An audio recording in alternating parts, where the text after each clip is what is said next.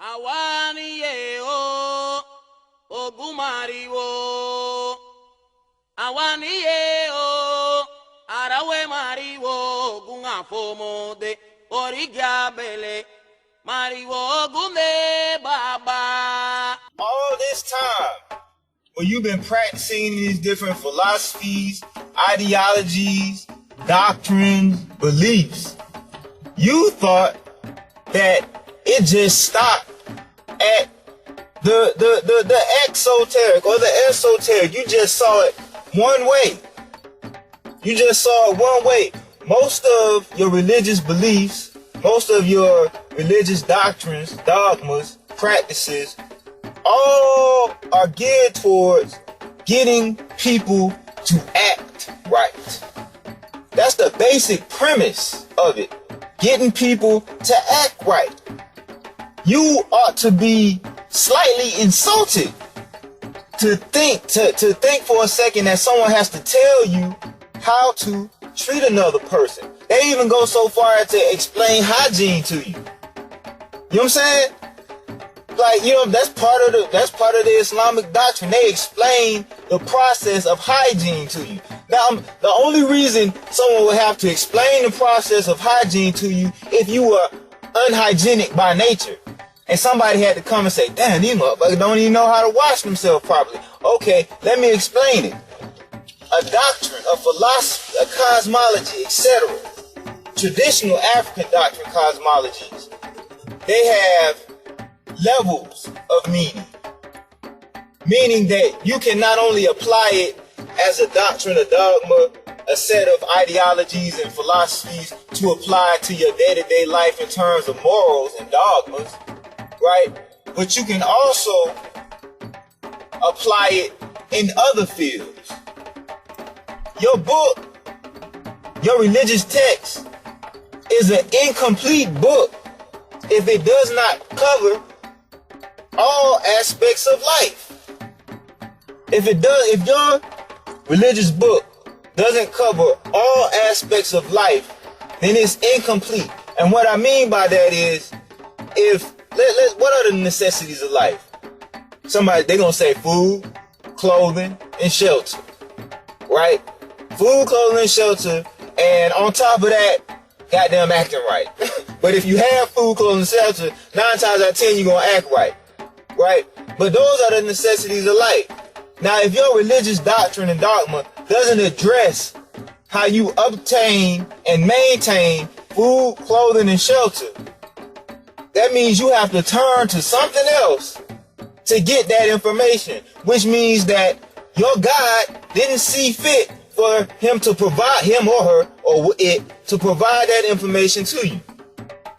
So now you have to turn to a book on agriculture. Now you have to turn to a book on science. Now you have to turn to all these different sources to get your information, which is a testimony to the fact that your original doctrine, your original belief, whatever it is that you say you hold near and dear to your heart, is incomplete.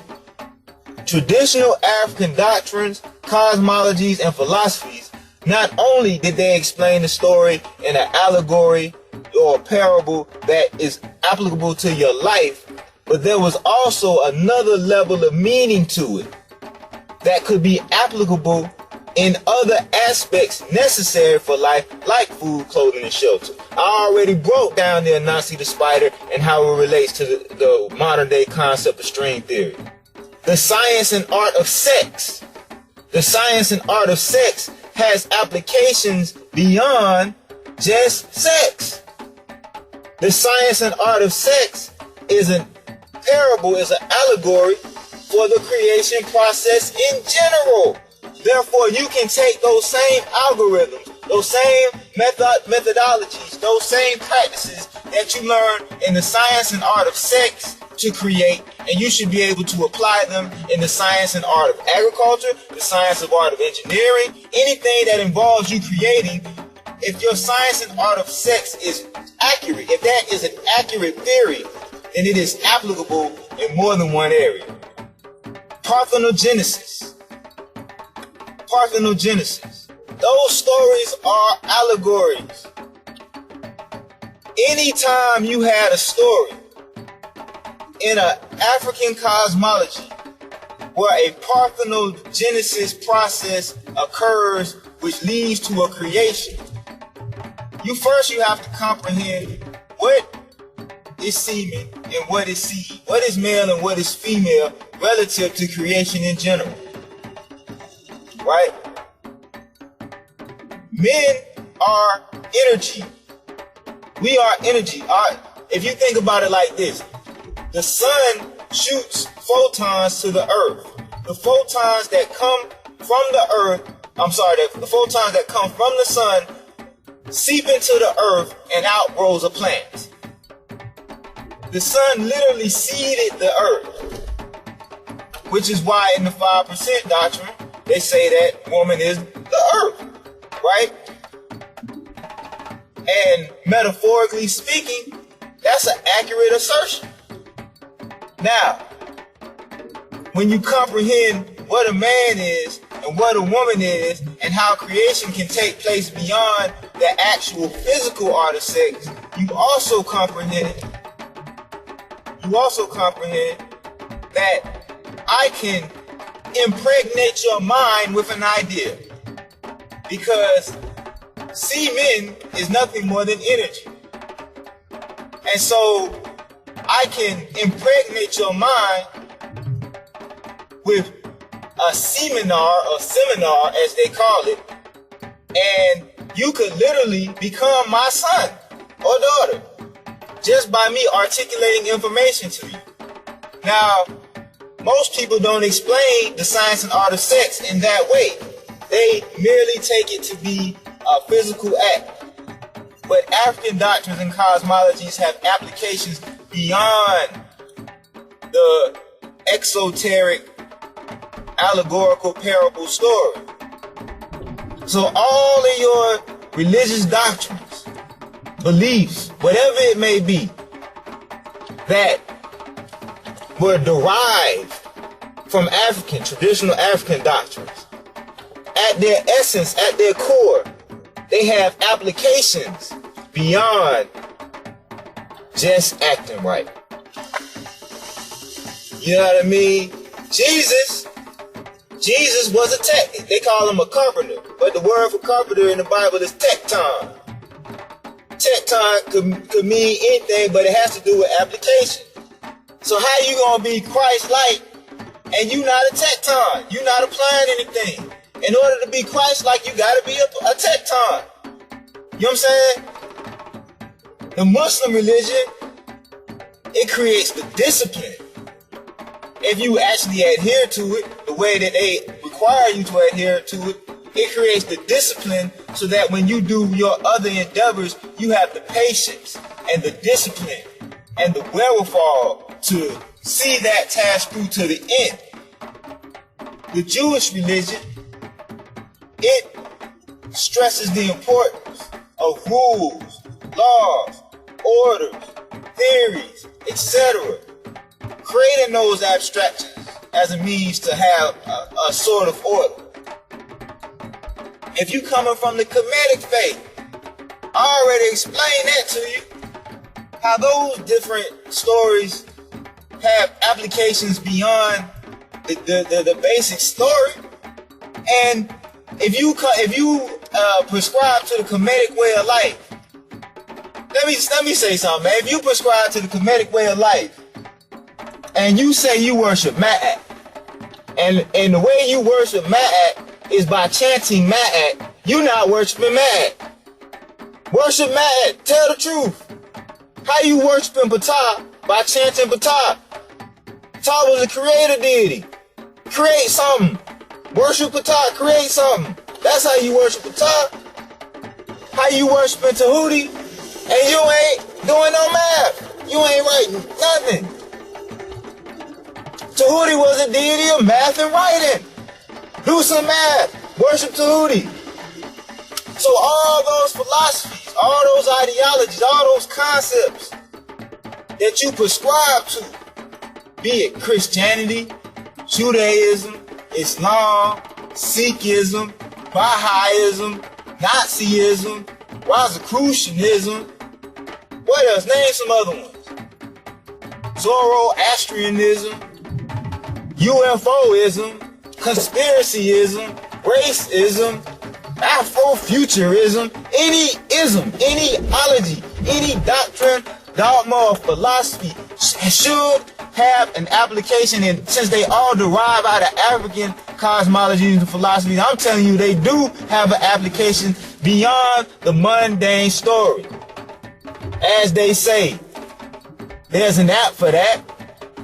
Ain't that what they say? There's an app for that.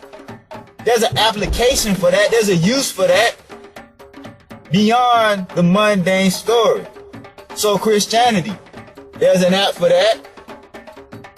Islam, there's an app for that. Judaism, there's an app for that. Kemetism, there's an app for that. Zoroastrianism, there's an app for that. Astrology, there's an app for that. Baha'ism, there's an app for that.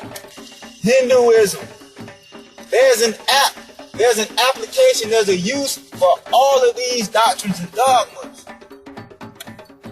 And they all grew out of one philosophy that came from ancient Nile Valley culture. You say Amun at the end of all your prayers.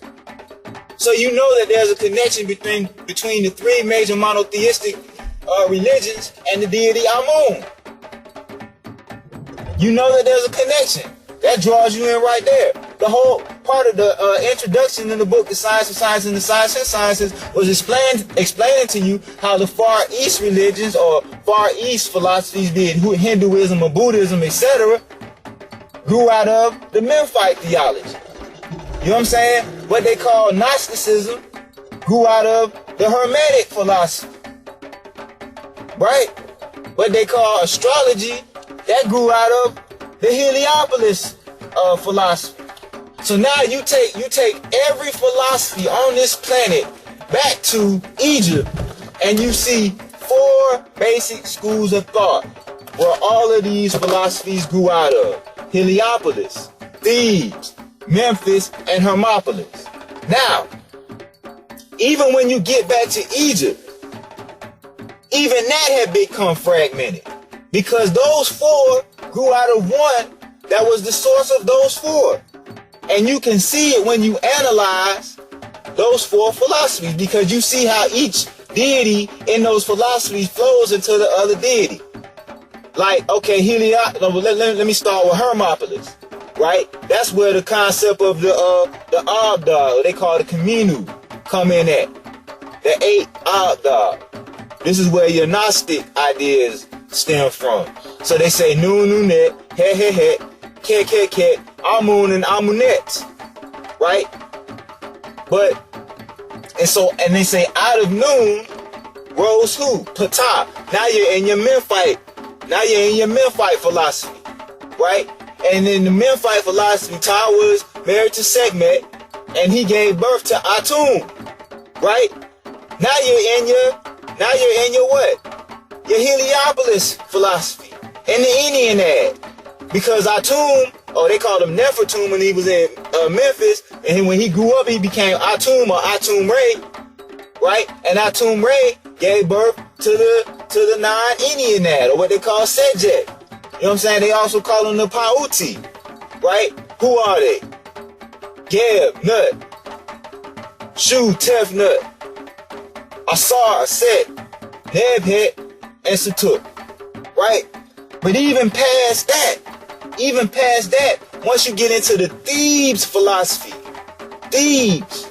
because Atum Re eventually became who? Amun again. That cycle came back. And then Amun gave birth to who? Khonsu, the moon deity, and moon doctrines. And then you see the cycle continue. And that cycle, that doctrine that I just described, that was the anthropomorphication. That was the personification of concepts that grew out of a Central African concept that today they call the Dikinga. And so when you look at that simple cosmogram, it's just a circle with a cross in the middle. That's simple.